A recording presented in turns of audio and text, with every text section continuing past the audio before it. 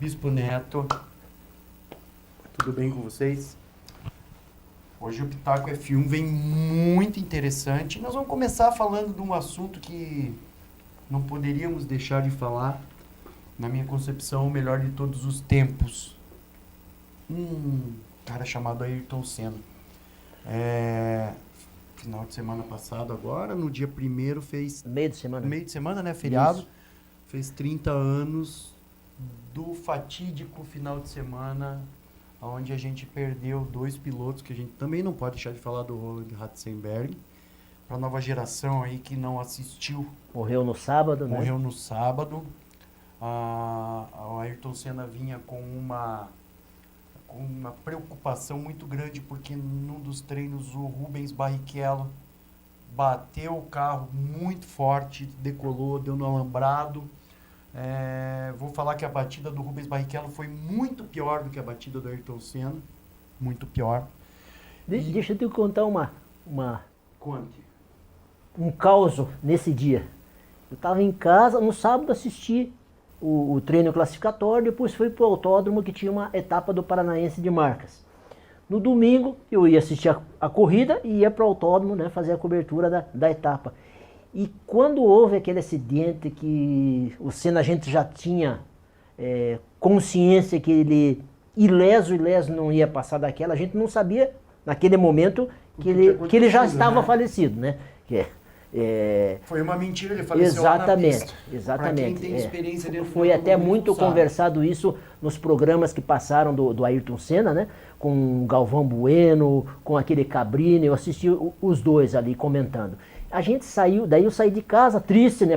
Era o ídolo da gente, o meu, no caso, e eu fui pro autódromo triste, né? Falei, mas eu tenho que trabalhar. Fui para lá. Cheguei lá, cara, se você visse o clima que estava no autódromo, o AIC nosso, né? O falecido AIC, como você fala, cara, horrível, todo mundo naquele, será que... E a gente ficou sabendo só à noite, né? Sim. Então passamos o dia inteiro naquela tristeza e corrida para lá e para cá. Olha, foi um dia que marcou desde a manhã até a noite, daí quando ainda ele deu, o Cabrini que deu aquela notícia, né? Agora uma notícia que a gente nunca gostaria de dar. Acaba de falecer Ayrton Senna da Silva, né? A parte oficial. Esse foi Então. 30 e poucos anos, né? 30 anos. 30 anos, né? Fez agora dia 1º. A gente tem, Regi, um relato daquele tenebroso final de semana muito forte. Eu assisti muitos documentários até para tentar se desapegar daquela imagem de ver ele morto dentro do carro e entender um pouco mais o que aconteceu. Então vamos começar a falar do final de semana do começo, né? Houve o acidente com o Rubens Barrichello, houve o acidente com o Roland Ratzenberger e a gente observou que o Ayrton Senna se preocupou demais com todas aquelas situações, parecendo, assim, a minha sensação é que estava pressentindo coisas piores para acontecer. Ele chegou a marcar uma reunião de pilotos antes da prova, né, Gigi? É o que a gente tem informação, né? Que ele se preocupou demais com toda essa Sim. situação e foi chamado na torre de cronometragem e por lá permaneceu durante 1h30 e de lá ele saiu diferente. Alguém chegou lá e, você tem que parar, a corrida tem que acontecer, muito provavelmente, né? Mas assim, a gente vem, a justificativa para o acidente, todo mundo fala que foi uma falha mecânica. Ao meu modo de ver, eu não entendo como uma falha mecânica, tá? E não entendo como uma falha do piloto, eu entendo como uma falha do asfalto. E já vou te explicar por quê. Há um tempo atrás, Nelson Piquet bateu na mesma condição, o Gerhard Berger bateu na mesma condição e depois ele. O carro de Fórmula 1, quantos centímetros ele fica do chão, Regi? Mas ali foi constatado a quebra da barra de direção antes do impacto. Então, Ok, mas vamos lá. É o que todo mundo fala, Bispo. Alguém tem que culpar alguém. Não, foi feito... Eu vou jogar polêmica. Alguém tem que culpar alguém. Foi feito uma perícia no veículo. Foi constatado. Com vídeos, com tudo que aconteceu, Foi relatado isso. O engraçado é que quando vai ter a cena do impacto, não tem imagem. Tá? Então, Isso chama-se FIA. então não leva isso pro lado 100% certo, porque pode ser que não. Não, mas aí tá pelo como é aquele que monitora o carro lá, como é que A eles... telemetria? Telemetria. Tá. Ele freou e não tinha quem comanda? controle Vocês sobre o notaram- volante. E quem que comanda a telemetria? Vocês notaram que eu tô, acho que uns 3 minutos aqui Só já olhando. do Só início ouvindo. do programa, esperando vocês falarem. E realmente, tudo que vocês estão falando, boa parte disso é vendido como verdade. E não estou dizendo que vocês estão certo ou que vocês estão errado no que vocês estão falando. Então vamos começar lá. Vamos começar o Pitaco F1 da seguinte maneira. Primeiro eu pedi essas duas imagens que estão atrás da gente ali, justamente para colocar um equilíbrio em tudo que aconteceu. Porque as comemorações que a gente viu durante essa semana foram da morte de Ayrton Senna. E a gente sabe que 2 pessoas morreram. Eu pedi para que fizesse aquela imagem ali, 2 capacetes do mesmo tamanho, nenhum melhor que o outro, nenhum maior do que o outro, entendeu? O que aconteceu naquele fim de semana é que tinha um piloto vencedor e um piloto que estava começando naquele ano numa equipe Muito ruim. Pequena. a Sintec. Mas a gente precisa, para começar a entender o que aconteceu, a gente precisa voltar um ano antes. Em 1993, as equipes elas estavam com os carros mais eletrônicos possíveis. A Williams tinha o sistema de suspensão ativa, o carro ele se movimentava conforme as imperfeições da pista, e você citou aqui, depois a gente pode falar da pista de Imola. Controle de tração, e aí a gente pode falar um pouquinho do acidente do Rubens Barrichello. Então esses carros, a eletrônica que a Williams principalmente atingiu em 1993, ela excedia a realidade da categoria. a realidade da categoria. E como hoje existem equipes dominantes, então você sempre muda um regulamento aqui, outro ali. Como a Williams era o carro dominante, o que eles fizeram? Nem todas as equipes podiam ter uma suspensão ativa no carro. Eles retiraram a suspensão ativa. Então eles não fizeram uma mudança de regulamento grande, um novo carro, não fizeram nada. Eles tiraram a eletrônica embarcada de um carro que existia.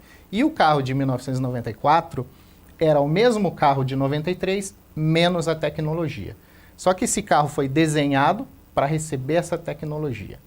Então, esse carro, nas 2 primeiras provas do ano, você nunca viu o Senna rodando na curva da junção em Interlagos. Senna rodou sozinho na prova de Interlagos, na curva da junção. Porque tira-se a eletrônica do carro e o carro fica Indomável. absolutamente enguiado. Só que inguiável para todo mundo.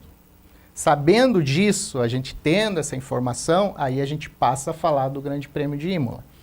Porque o acidente do Rubens Barrichello, e o Rubens conta que ele diz que ele exagerou na tomada daquele S ali, antes da entrada da reta. Ele veio acelerando mais do que o carro poderia suportar, o carro catapultou na zebra e acabou se chocando. Um ano antes, com toda a tecnologia embarcada, ele teria contornado aquela curva tranquilamente. Sim, então começou sem sombra ali. de dúvida. O final de semana começou dessa forma. Aí se você quiser colocar alguma coisa com relação a isso. Eu vou colocar para você o seguinte, para a gente chegar na parte de imperfeição e vocês entenderem o que eu estou falando. Depois de assistir muitos documentários sobre o Ayrton Senna, eles tinham um problema gravíssimo de aderência. Tá? E foi discutido... Agora, Isso está no que ele falou ali. Né? E foi discutido bastante nesse final de semana. Agora não tenho 100% de lembrança se era Goodyear ou Pirelli, mas com os engenheiros, inclusive com uma frase do Frank Williams dizendo a seguinte frase, para o engenheiro-chefe do fabricante de pneu: faça o que o Ayrton pedir. Tá? Numa reunião entre eles. Tá? Então, Eu vi essa parte. era constatado nitidamente que tinha um problema de aderência, de gripe. Tá? A questão era a seguinte, usando esse teu comentário, depois você pode concluir. A questão nesse ponto era a seguinte. Os jogos de pneu, a quantidade de jogos de pneu eram limitadas. Entendeu? Houve o Grande Prêmio do Brasil, depois teve um Grande Prêmio em Portugal. Não, no Japão, em Aida, no Japão. 7 jogos O por Ayrton corrida. também não pontuou naquela prova, então ele havia duas provas sem pontuar, tá? A falta de eletrônica no carro gerava uma falta de aderência. Os pneus Goodyear não trabalhavam bem com o carro sem essa tecnologia embarcada. E o momento exato dessa conversa tua, e tudo que eu disser aqui, eu não tô falando o Regi Silva, eu não estava lá, eu não estava em Imola, eu conheço jornalistas que estavam lá e conheço pessoas que já relataram durante esses 30 anos aí, depois do acontecido, diversas vezes esses fatos que você está falando aí.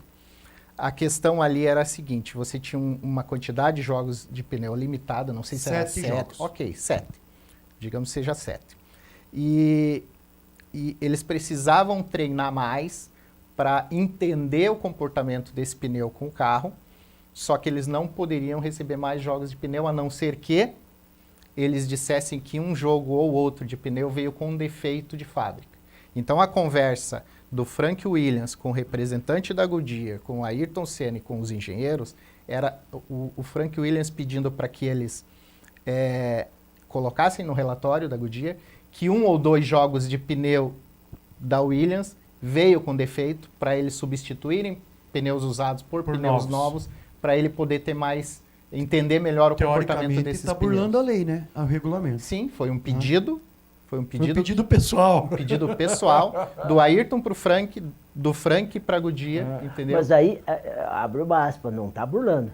Como não? Tem a brecha, Não tem você brecha. pode trocar. Ué, Não tem brecha. acabou Se de você falar. pode trocar, Se vier com defeito, Mas não estava. cada jogo de pneu Mas como é que compõe você sabe que 4 não pneus, certo? Se você alegar que um desses 4 está com defeito, na próxima corrida, numa próxima oportunidade, talvez até a Goodyear medisse os pneus e olhasse Entendeu? e iria dizer, não, Mas não estava. esses pneus estavam bons, ok. Nenhum de nós aqui pode afirmar Talvez que viesse estava uma ou que não multa, estava. mas o que eles estavam querendo entender, e não é só a equipe Williams, a Fórmula 1 inteira naquele momento estava querendo entender o comportamento do pneu com Uma os fase carros. de transição. Exatamente. Bom, vamos lá. Também o que eu tô falando foi dos documentários que eu assisti. Eu também não estava lá. Eu era garoto. Continuo um garoto, né? Continuo um garoto. Eu não estava lá, mas assim, de acordo com os documentários Sim, que a gente sim. vem assistindo, tá? Agora eu vou te falar a minha opinião pessoal do acidente do Ayrton Senna, tá? Não quebrou barra, ele não errou. Simplesmente o carro era tão baixo que quando chegou na inclinação da curva o assoalho deu no chão. Quando deu no chão, as rodas dianteiras saíram do chão. Quantos metros você caminha com o carro a 307 por hora por segundo? O suficiente para sair da pista e daí você pode frear, pode fazer o que você quiser, Ok. que o carro não vai parar, ele vai bater. Ok, mas aí a gente já está colocando, a gente já está falando do acidente do Senna. Não, eu tô falando a minha opinião. Ok, mas, A minha mas já opinião. estamos no acidente do Senna. Vamos guardar a opinião sobre o acidente do Senna para o domingo. Ainda estamos na sexta-feira. Tá bom, vamos lá. Vamos lá. até para o pessoal em casa Dinamizar mais a coisa. acompanhar Vamos lá. O raciocínio. e a gente ter um raciocínio lógico. Houve esse acidente do Rubens Barrichello no sábado. Tava na cara que alguma coisa diferente nesse final de semana ia Tava acontecer. acontecendo. E tudo foi seguindo um fluxo de um final de semana normal de corrida, treino livre, treino classificatório, enfim. Rubens Barrichello bateu, acreditaram a batida do Rubens a um erro, entendeu? Só que esse erro com a eletrônica, como é que eu vou dizer? Encobriria esse erro e ele conseguiria contornar essa curva. Veio o sábado, né? Carros na pista, um outro acidente com o Roland Ratzenberg, que aí sim você já iniciou o programa falando da morte do Ayrton Senna, quem morreu, quem deixou de morrer. Isso são termos técnicos. Veio o acidente do Roland Ratzenberg. Gravíssimo. Gravíssimo e fatal. Se ele veio a óbito na pista ou não, a gente nunca vai saber. Agora, existem muitas teorias, e eu não estou aqui para defender Fórmula 1, Bernie Eccleston, não estou aqui para defender ninguém. Existem muitas teorias da conspiração que dizem que o Roland Ratzenberger morreu naquele momento dentro do carro. Eu até acredito que talvez ele tenha vindo a óbito ali. Todo mundo cogitou Só que, no que eu vi como a no gente filme. vai falar depois a respeito do Ayrton Senna, existe uma coisa que é o seguinte, Rafa, que todo mundo precisa saber. É impossível. Imagine que a Fórmula 1 tem um dono, imagina que esse dono é o Bernie Eccleston, entendeu? Ninguém antes de uma corrida recebe um boletim dizendo, escuta, se algum piloto morrer na pista, vocês coloquem ele no helicóptero e tirem daí para dizer que morreu no hospital. A Fórmula 1 absolutamente jamais iria distribuir um boletim dizendo isso. Sim. A partir do momento do acidente, você consegue imaginar em Imola, 1994, celular era uma tecnologia de outro mundo naquele momento, tá? Você consegue imaginar o Bernie Eccleston, a FIA, em qualquer lugar que estivesse se comunicando com os médicos e dizendo que era para tirar o corpo de lá? Você consegue imaginar isso? Ele foi eu atendido. imagino o seguinte, esse é o trâmite normal. Atende, faz os primeiros procedimentos e direto para o hospital. Exato. O que eu consigo Inclusive, entender... em casos de ressuscitação, se há Exatamente. necessidade de O que ressuscitação. eu consigo você entender... tira a pessoa do local onde ela está e leva para um local para ter um atendimento Mais o qualificado. que eu Mais consigo qualificado. entender, que é uma coisa que a gente está esquecendo, é a lei da Itália. Tá? Sim. A lei da Itália diz eu não o estou seguinte... esquecendo, eu não leio a Constituição da Itália. Não, é assim. Não tem jeito, né? Não, é que a assim. gente ouviu aí na quarta-feira em vários documentários que na Itália, Se houver morte, cancela durante a prova. algum evento, Cancelado o é evento. obrigatório o cancelamento do evento naquele momento, a partir da morte da pessoa. Bispo, eu acredito que isso no Brasil, no Japão, na Coreia, em qualquer lugar tem que ser assim. Morreu uma pessoa no evento, cancela o Pois evento. é, só que acontece o seguinte, quando a gente fala em Fórmula 1, a gente fala de patrocínios milionários. Ótimo. A gente fala de Transmissões mundiais. É aí custo. que gera o debate, que eu já até sei o que você vai falar, e é bom a gente debater Sim, com relação a sim. isso aqui. A Fórmula 1, o governo italiano e tudo. Existia um médico responsável por retirar o Ratzenberger dali, colocar no helicóptero e levar. Esse médico, ele não tinha, como eu repito, ele não tinha um celular, ele não estava se comunicando nem com o governo da Itália, nem com Mas com o rádio ele Bernie estava comunicando Eccleston. com a torre. Ótimo, se comunicando com a torre. E aí você consegue imaginar, Bispo, você que está no automobilismo, o Rafael que está no automobilismo, eu, a Sharon que está aqui do nosso lado, você consegue conceber a ideia e continuar no automobilismo se você passar a acreditar que o pessoal da FIA mandou um rádio? É o baita bode expiatório, né? Mas aí a gente levanta dessas cadeiras, vamos todo mundo embora Não. e não falamos mais de automobilismo. Então eu vou te contar uma coisa. O dia que eu infartei dentro do carro de corrida, no AIC aqui, tá? Você sabe como é que eu fui pro hospital? De carro? Porque a ambulância não podia sair do evento. Não parava o evento. Fui de carro, mandaram a enfermeira da ambulância junto comigo, eu estava tendo um infarto praticamente fulminante, que eu cheguei apagado no hospital, e eu fui de carro. Então, se você falar para mim que se eu duvido que eles fizeram isso, eu não duvido. Eu acredito piamente que eles mandaram continuar a corrida. Mas eu acho que tirar o daí é cara de outro lá. padrão, é outro padrão. Aí se a gente for É comparar a outro padrão. Fórmula 1 com o regional aqui no RC, Não, aí, não. no IC, aí a gente também tá Não. falando bobagem. Ué. Mas vamos seguir. Vamos partir do princípio que depois vai acontecer o mesmo lá no domingo com o Ayrton Senna e você vai entender, você Terapeuta. da área da Eu sou medicina, você profissional é da área da terapeuta, saúde. ok. Então você vai acabar tendo que entender isso e que concordar comigo, mas vamos continuar no Roland Ratzenberger. Retiraram o Ratzenberger dali, chegaram no hospital, ele chegou em óbito no hospital, ninguém nunca, jamais vai poder garantir que o coração dele estava batendo na pista ou não, como a gente vai saber que o do Ayrton estava batendo no domingo, tá? segue o final de semana, segue os procedimentos, tem piloto que vai para a pista, aí entra um depoimento de um outro jornalista amigo meu, que estava na sala de imprensa, retiraram o corpo do Ratzenberger e os carros continuaram na pista. Limparam a pista, bandeira verde, e aí o Gerhard Berger, que era companheiro do Senna até então na McLaren, ele entrou na sala de imprensa, pegou um microfone de mão e falou para os outros pilotos. O Gerhard Berger é austríaco, né? Conterrâneo igual o Roland Ratzenberger. Ele pegou o microfone e disse, talvez alguém aqui vá me julgar porque o meu companheiro morreu, meu compatriota morreu e eu peguei o carro e fui para a pista. Mas se eu não tivesse pegado o meu carro nesse momento e ido para a pista, eu nunca mais iria entrar no Fórmula 1. Desligou o microfone, colocou em cima da mesa e saiu. Não permitiu que nenhum dos jornalistas fizesse nenhuma pergunta para ele. Ele chegou lá, se justificou. Ok, segue o final de semana mórbido. Quando você me diz que acho que o Bispo falou que o Ayrton não queria correr, é o que muita gente fala.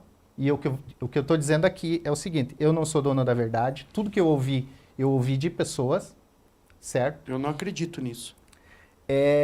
Não havia a menor possibilidade do Ayrton não correr. Todo mundo fala daquela cena, ele sentado, ele em pé atrás do carro, ali segurando a asa traseira do carro. Ele está se concentrando. Todo mundo faz isso, todo piloto faz isso.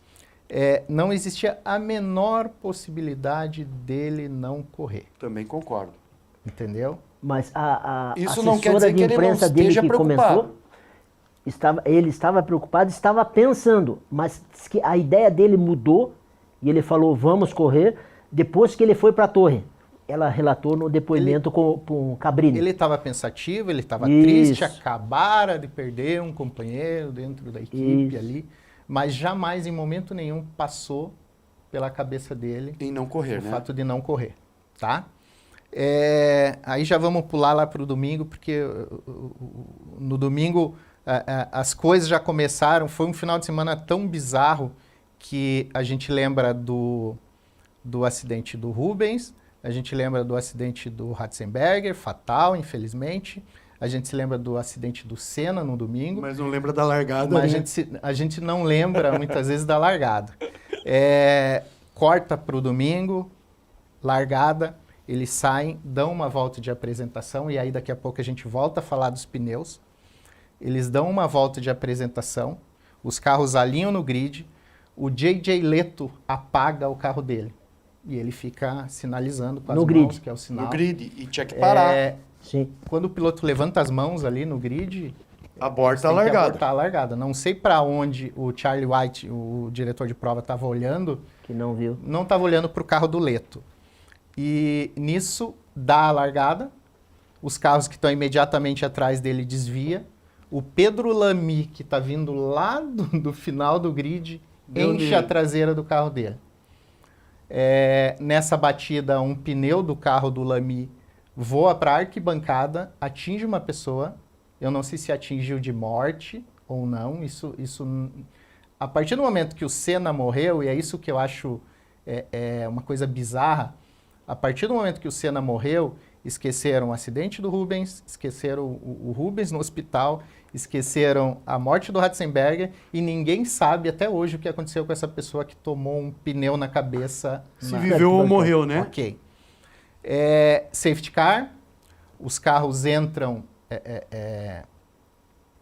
fazem a passagem por dentro do box, acompanhando o safety car. Porque o acidente foi na reta, ali, largada. Enquanto isso estão limpando a reta.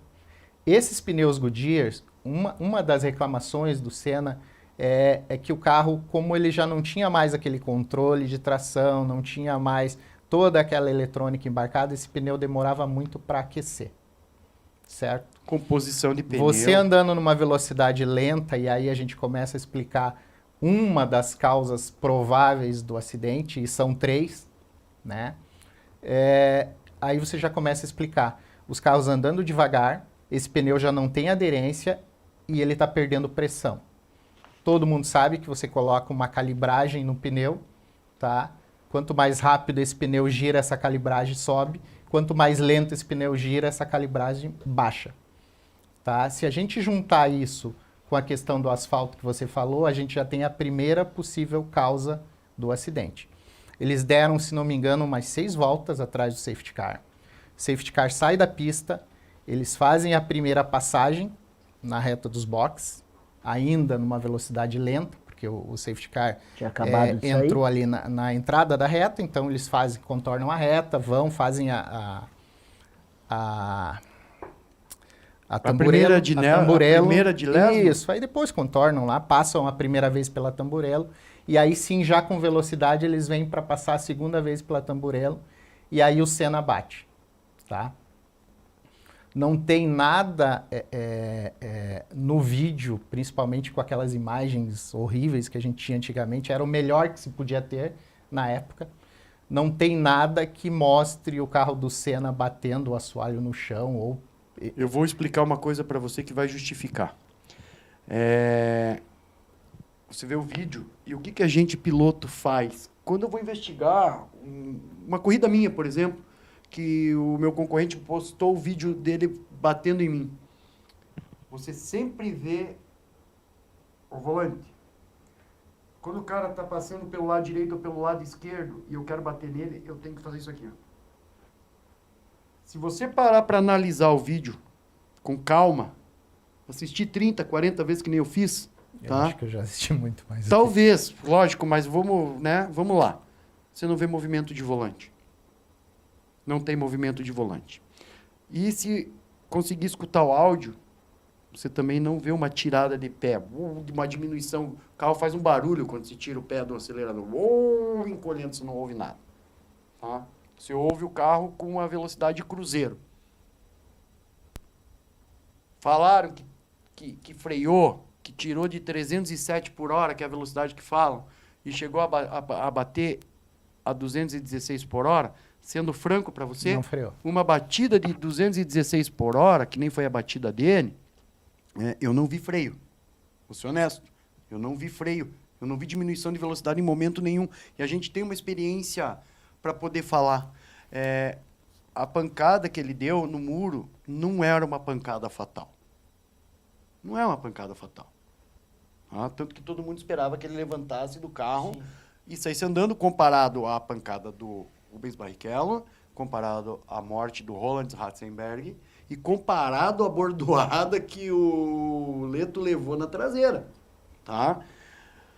Houve uma fatalidade. Piquet já havia batido na mesma curva mais forte, em alta machucou o velocidade. pé, Gerhard Berger já tinha batido na mesma curva. incendiou o carro, tá? Entenda assim, ó, é uma fatalidade que aconteceu. Agora, culpar a barra de direção... Tá, mas Que a todo barra de mundo- direção que todo não mundo foi, fala. Ok. não foi o que matou ele. Ok. Não, Foi a ponta da... Foi do eixo barra que de partiu. suspensão. culpar a pancada... Foi a barra e, de suspensão. Pelo que eu vi, E todo mundo fala, Desse só um tamanho, detalhe, pra gente deixar Claro. quem está assistindo Bem esclarecido, bem né? esclarecido, bem informado e quando ouvir alguma coisa a respeito, ter pelo menos uma opinião a mais. Primeiro, coluna de direção e não barra de direção. Coluna de direção é aquela haste que fica na vertical, onde o volante está encaixado nela. Barra de direção é a São que os fica na apoios vertical, que faz externos, né? Então, assim, todo mundo fala barra de direção, esquece. Coluna de direção, ok. A primeira teoria. E aí a gente vai falar das 3 teorias, aí vocês comentam em cima. Primeira teoria. O pneu perde pressão nas voltas do safety car, tá? Algum bump na pista, somado ao pneu murcho, o assoalho pega no chão e ele não consegue contornar a curva e o as carro rodas acaba saem do passando. asfalto. As rodas dianteiras saem do asfalto, por mais que ele gire, tente girar, é uma Não fração adianta. de segundo. A 300 por hora, como você disse, o carro iria para o muro. Primeira hipótese, tá? Segunda hipótese, da coluna de direção. O carro da Williams, eu voltei, e é por isso que é bom a gente falar, lá Sim. no começo, explicar o que aconteceu. O carro da Williams era feito para o Mansell, O carro que o Senna estava era o mesmo carro do Mansell, tá? O Senna gostava do volante um pouco mais próximo, você que é piloto, cada um tem a sua preferência. O Senna gostava do volante um pouco mais próximo dele. E uma outra coisa, a posição onde estava o volante, quando o Senna girava o volante de um lado Batia para o na outro, fibra. a luva dele pegava na fibra. Então, o que foi feito? Foi feita uma solda Para aumentar a coluna. na coluna de direção, trouxe o volante um pouco mais próximo dele, né? E aventa-se a hipótese dessa Coluna ter quebrado. coluna ter quebrado, Dessa solda ali, né? dessa solda ter quebrado. Uhum. Não acredito, porque Também não acredito. Nunca Foi vi solda feito na quebrar. fábrica, né? Nunca vi solda E quebrar. depois assim. levado para a pista já. não era um esforço tão grande que aquela coluna estava sofrendo para que O que eu quebrasse. acredito é que ela pode ter quebrado na pancada. Exato, no momento da batida, essa coluna de direção se quebrou. Isso tá lá no Quantas laudo vezes a gente fez final. isso no kart? Exato. E aí uma outra coisa que todo mundo confunde é que essa coluna de direção se quebrou e o Senna acabou batendo com a cabeça nessa coluna quebrada e o que perfurou o isso capacete dele foi Também isso. não foi, né? A causa-morte foi uma barra de suspensão do pneu dianteiro direito que ao bater no muro entrou e saiu imediatamente tantinho assim. da cabeça do Ayrton. Foi um tiro. E a assim. terceira hipótese, e que é uma que quem contou que ouviu de uma outra pessoa sempre pediu segredo, e aí depois, como é que eu vou explicar? Mais pessoas ficaram sabendo? Depois foi investigado o carro do Damon Hill e descobriu-se também que tinha ali um sistema.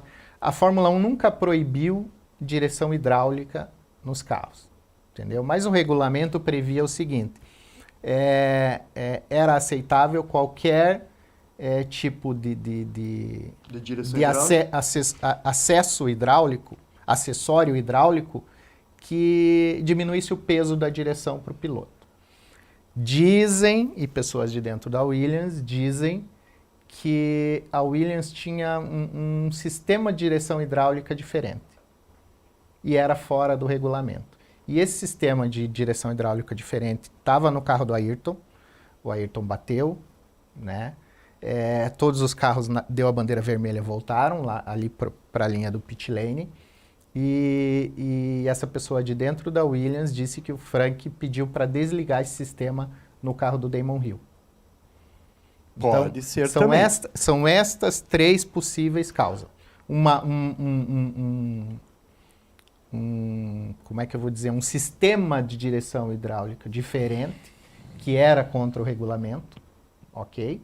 E depois dizem que a perícia ali feita no carro do Senna e no carro do Damon Hill encontrou realmente um sistema de direção hidráulico diferente no carro dele, mas que também nenhuma dessas três causas pode ser dado como certeza certo. que foi aquilo que aconteceu.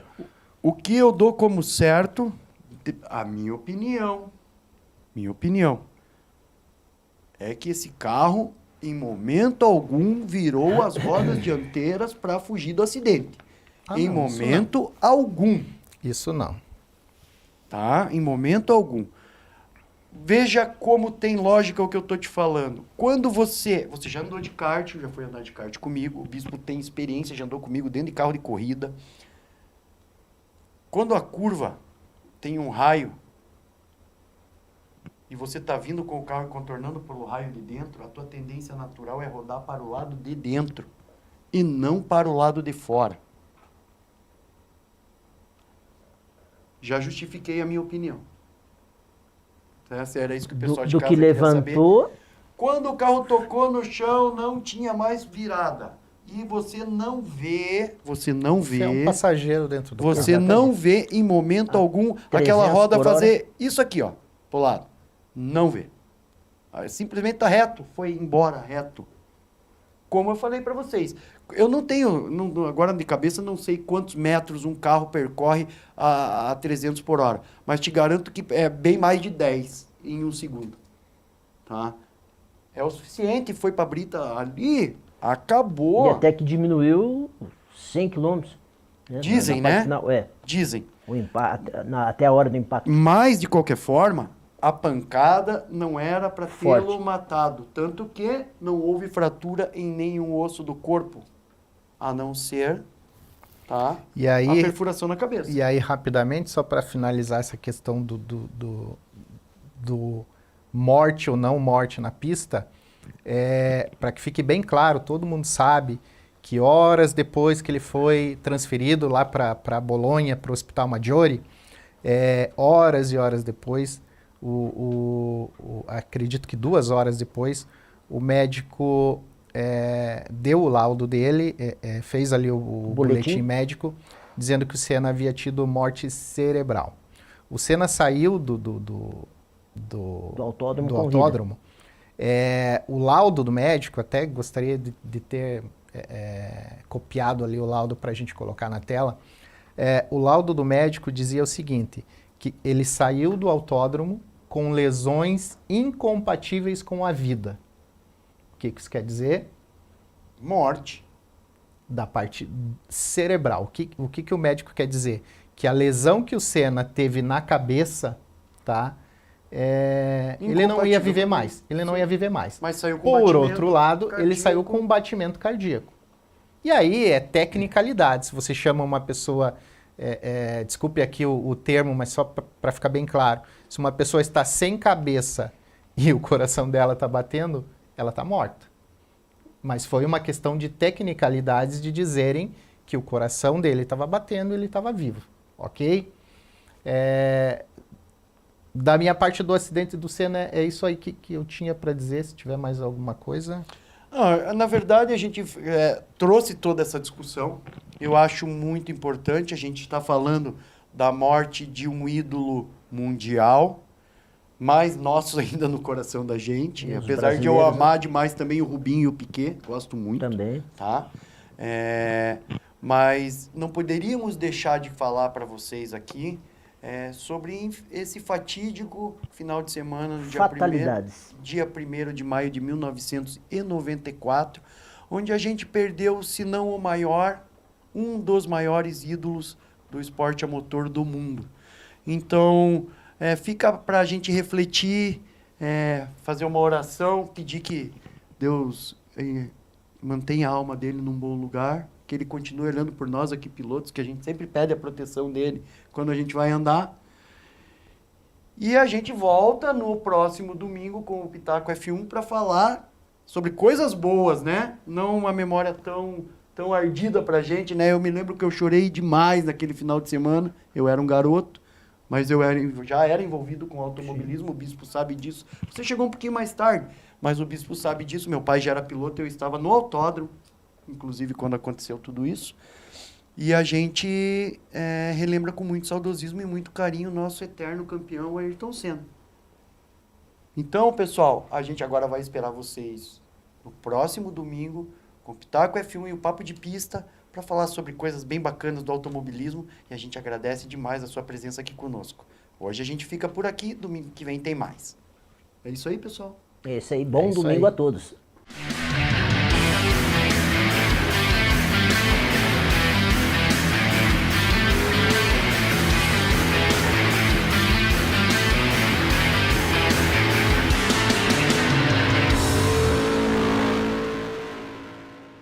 O programa Automania tem apoio da Volvo Caminhões. Siga com a Volvo rumo aos 0 acidentes.